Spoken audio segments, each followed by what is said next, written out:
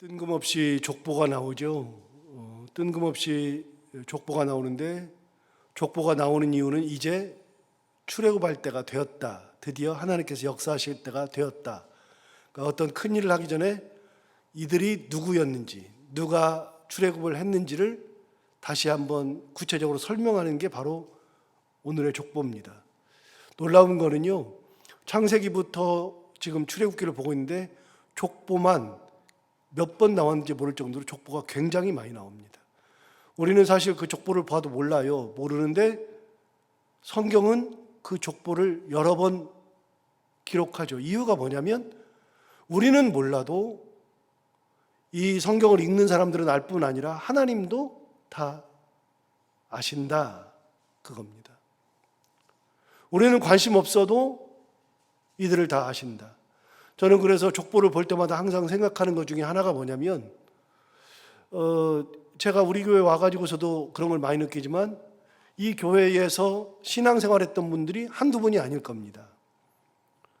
신앙생활했던 분들이 꽤 많을 텐데 교회를 개척하면서부터 지금까지 이렇게 많은 시간이 흘러가는데 이렇게 흘러가는 시간 안에서 수많은 사람들이 여기를 거쳐서 가고 뭐 이런 모양 저런 모양으로 교회를 떠나게 되는데 그런 많은 과정들을 통해서 여기저기에 왔다 가셨던 그런 분들, 저도 잘 모르는 분들이 많습니다. 제가 목회하는 동안에 소천하신 분들이야 제가 제 손으로 장례를 했으니까 다 알고 이제 그분들 이름도 다 까먹었지만 그분들 다 알죠. 누가 누군지 대충 알죠. 그 이전의 사람들은 모릅니다. 제가 교회를 볼 때마다 항상 느끼는 것 중에 하나는 교회에 이 빨간 벽돌로 지을 때 그때 헌금하셨던 분들이 있을 거거든요. 그때 헌신하셨던 분들이 있을 거거든요. 그런데 그렇게 헌신하셨던 분들 지금 그렇게 많지 않을 겁니다. 다 바뀌었을 겁니다. 나는 몰라도 그래도 하나님은 다 기억하시죠. 그렇게 생각해 보면 우리가 이 땅에 살아가면서 여러 가지 일 가운데서 살고 그런 어려움, 역경 다 겪고 살지만 그런 가운데에서 우리는 모르지만 남몰래 흐르는 눈물을 흘려가면서 하나님을 바라보면서 살았던 많은 신앙인들이 있는데 천국에 가면 우리는 모르는 사람들 투성일 텐데 그런데 하나님은 다 아신다. 전부. 그래서 족보를 볼 때마다 그런 생각이 들어요. 아, 하나님은 다 아시는 사람들이다. 하나님은 다 기억한다. 그러면 여러분 우리가 사람이 알아주든 못 알아주든 뭐 그런 건 상관없이 나는 그야말로 하나님 앞에 충성하고 하나님 은혜 가운데 끝까지 하나님 붙들고 살아가면 세상 사람들은 나를 몰라줘도 하나님은 다 아시고 천국에서 결산할 때 잘하였도다 착하고 충성된 종아 하나님 하실 거라는 거죠. 그래서 저는 족보를 볼 때마다 모르는 사람들이 많이 나오지만 그냥 한 번씩은 쭉 읽어봅니다. 몰라도 그냥 읽어봅니다. 아, 이런 분들이 하늘에 기록된 명단이려니 하고서 하나님이 기억하시는 귀한 분들이려니 해서 그렇게 싹 한 번씩 읽어봅니다. 이게 얼마나 중요하냐면요, 여러분 저희 교회 마당에 차를 몇 대 못 대지만 차를 함부로 잘 못 댑니다. 차를 함부로 못 대는데 함부로 대는 분들이 있어요. 우리 성도들은 다 아무 때나 와서 댈 수 있잖아요. 성도가 아닌데도 댈 수 있는 분들이 있어요. 그러면 대면 전화를 하잖아요. 전화를 하면은 죄송합니다 하고서 빼요. 빼는데 앞에다가 뭐 붙여놓은 사람이 있어요. 붙여놓은 분들. 우리 교회에도 그런 분 한 분 계세요. 누구누구 작은아버지입니다 이렇게 싹 써놨어요.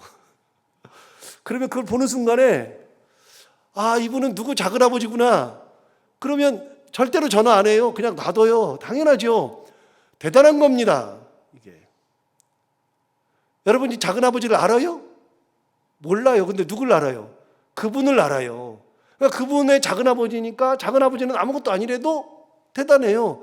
우리 교회에 누가 차를 댔는데 제 손님이 왔어요. 그러면 전화를 했는데 저 목사님 만나러 왔습니다. 그러면 그냥 어떤 시간이 지나도 그냥 놔두잖아요. 여러분, 그분을 안다는 것만 해도 대단한 거예요. 그런데 천국에는요, 내가 모르는 사람이 가득해도 다 하나님이 아시는 분이에요. 하나님이. 여러분, 우리가 천국에 가면 사람들이 나를 몰라봐요. 내가 사람들을 몰라보는 것은 당연한 거고요. 모르는 사람들이니까요. 근데 더한 거는요, 사람들이 나를 몰라봐요.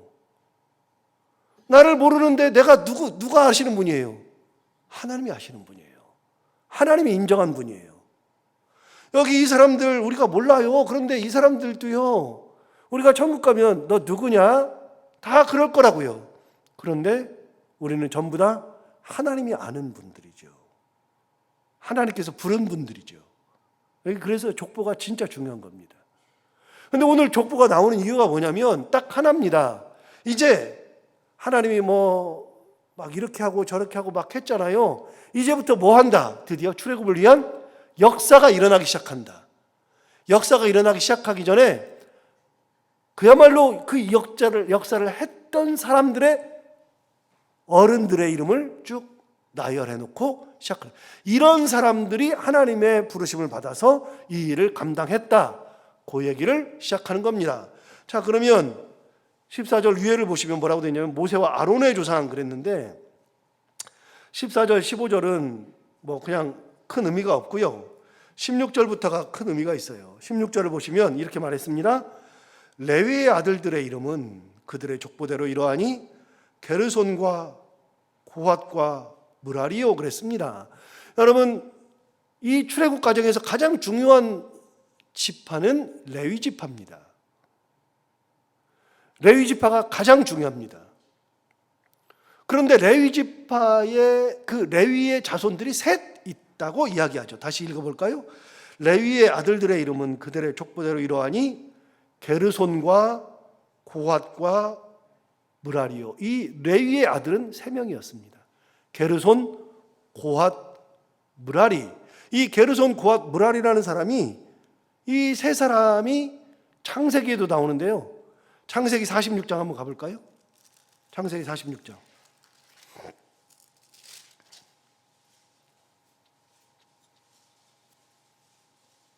(46장) 11절을 가서 보시면 73페이지 46장 11절을 가서 보시면 이렇게 말합니다.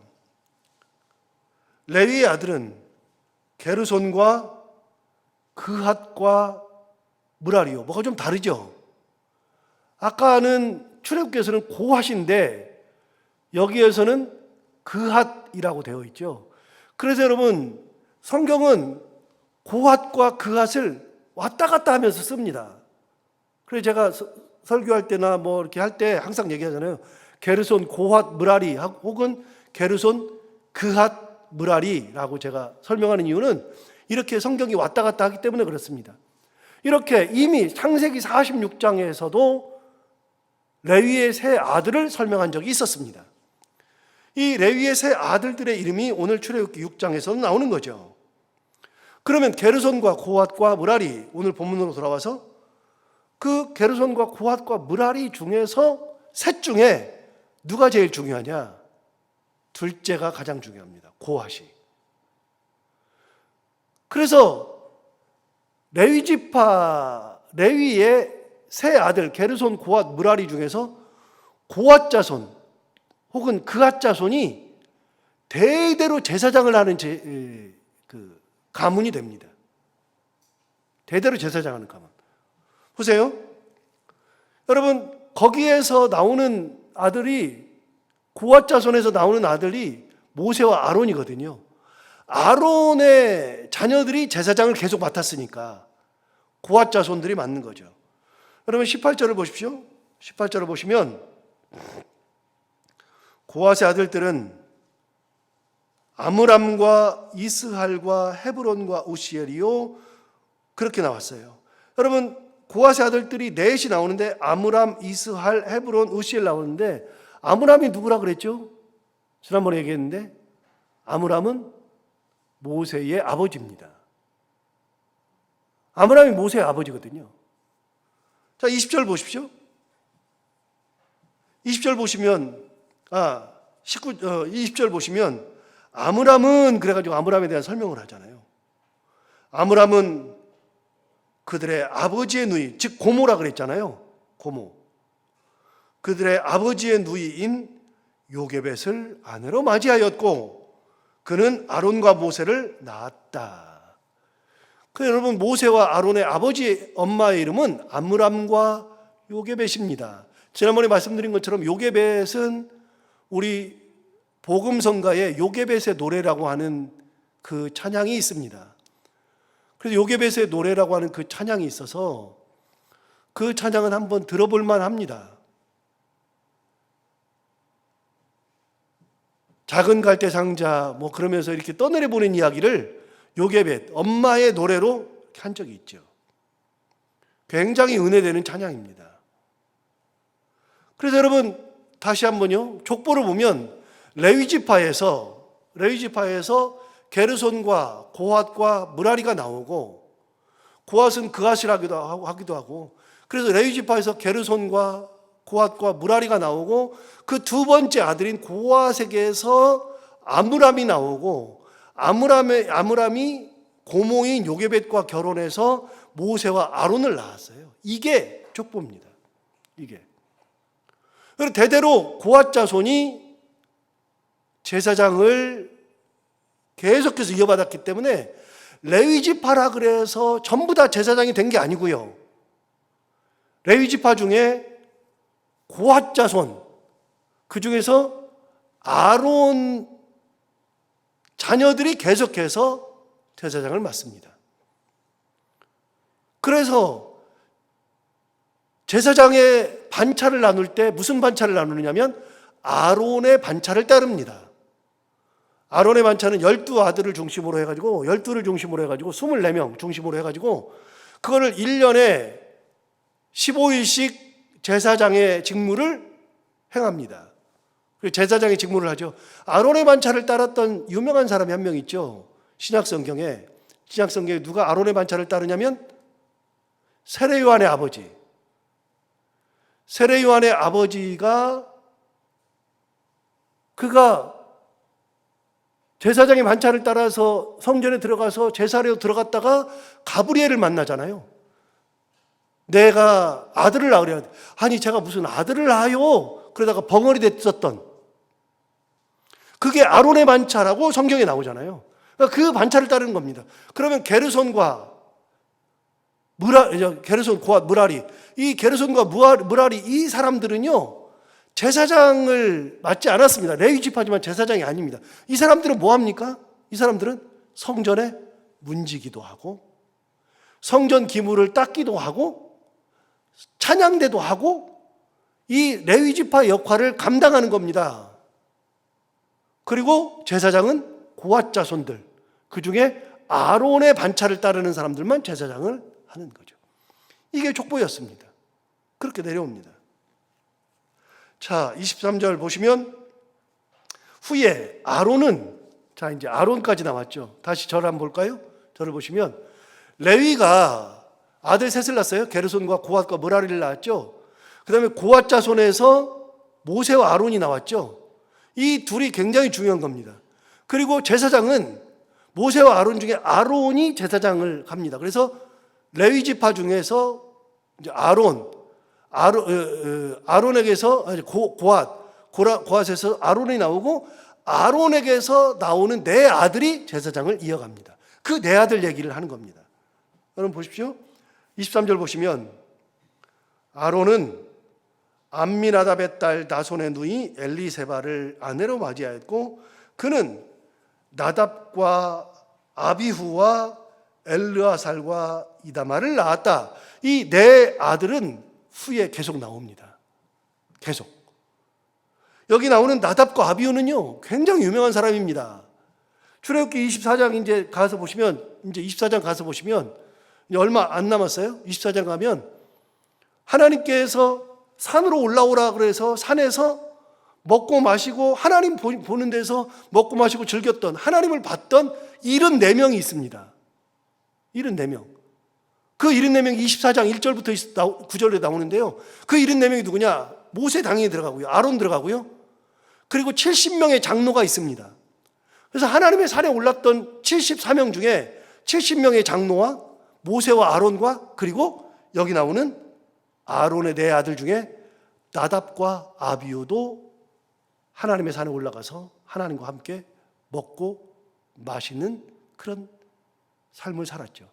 그런데 이 나답과 아비후가 어떤 사람이냐면 후에 레위기 10장에 보면 하나님이 명령하지 않으신 불을 사용하다가 분향하다가 그 자리에서 하나님 앞에 죽임당했던 사람이 나답과 아비후입니다. 나답과 아비후가 죽고 나니까 나머지 두 아들인 엘르아살과 이다말이 그때부터 형의 뒤를 이어서 장자 역할을 감당하면서 제사장을 하죠. 이 나답과 아비후, 엘르아살과 이다말 이 사람들은 중요합니다. 그 족보를 다 외울 필요는 없는데요. 기본적인 것은 흐름은 알아야 됩니다. 레위 지파 중에 게르손, 고핫, 무라리 중에 고핫 자손이 쭉 내려오고 고핫 자손 중에 모세와 아론이 나오고 아론에게서 네 아들이 나오는데 나답과 아비후와 엘르아살과 이다말이 나온다. 이런 쭉 흐름이 있습니다. 출애굽할 때는 이 사람들이 중요한 겁니다. 자, 26절 보시면 이렇게 말합니다.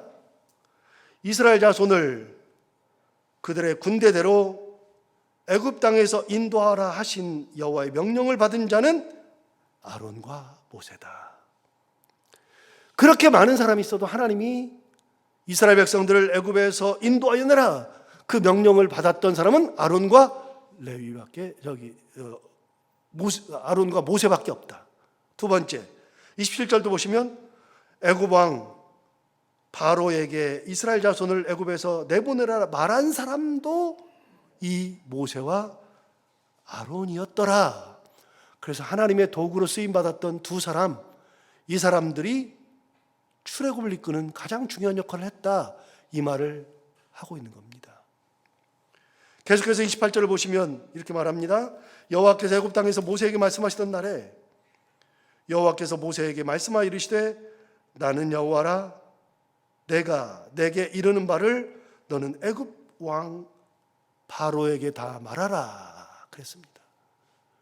여러분 무슨 말을 하시냐면 하나님께서 이렇게 말씀하신 거예요. 29절 굉장히 중요한데요. 여호와께서 모세에게 말씀하여 이르시되 나는 여호와라. 다음에 뭐라 그러냐면 내가 내게 이르는 바를 너는 애굽 왕 바로에게 다 말하라. 하나님이 뭐라 그러냐면 내가 말하면 전부 다 그걸 가서 다 말해라. 그렇게 말한 거죠. 여러분 전부 다 말하라고 하는 것은 뭐냐면 이제부터는 네 생각 말할 필요 없다. 너 생각할 필요 없다. 네가 판단할 필요 없다. 애굽 왕 바로에게 가서 이 말을 하면 큰일 나는데 애굽 왕 바로에게 이 말을 해봐야 듣지 않을 텐데 애굽 왕 바로에게 이런 말을 했다가는 오히려 우리가 큰일 당할 텐데 그런 생각하지 말아라. 그런 판단하지 말아라. 네 생각 접고 내가 내게 말하는 것이면 무엇이든지 다 말하여라. 출애굽의 가장 중요한 얘기입니다. 출애굽에서 내 생각, 내 말, 내 판단 다 접고 하나님께서 하시는 말만 그대로 다 하면 되는 거다. 하나님이 말씀하시죠. 그래서 이 출애굽은 처음부터 끝까지 하나님의 역사입니다. 모세는 어떤 역할이에요? 하나님이 말씀하시는 것을 그대로 전달하는 것밖에 없다고 그랬잖아요. 그게 모세가 리더십을 가졌는데 그 리더십이 세상에서 가장 귀한 리더십이라고 말씀드렸잖아요. 목사가 자기 뜻 가지고 막 하는 게 아니라 하나님의 음성을 듣고 하나님의 음성대로 설교를 해야 되는 거지. 내 말하고 내가 뭐 판단하고 그런 걸로 막 할 필요가 하나도 없어요. 그냥 성경을 잘 전달하기만 하면 되는 거죠. 하나님의 말씀을 잘 전달하기만 하면 되죠. 하나님이 분명히 말씀하십니다.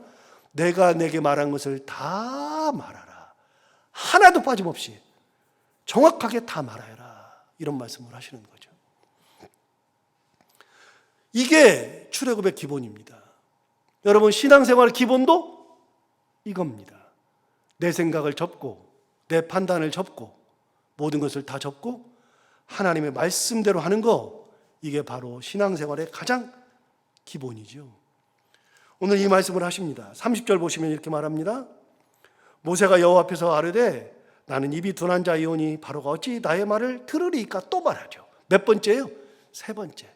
모세는요 진짜 지도자가 되기 싫었어요. 모세는 진짜 싫었어요.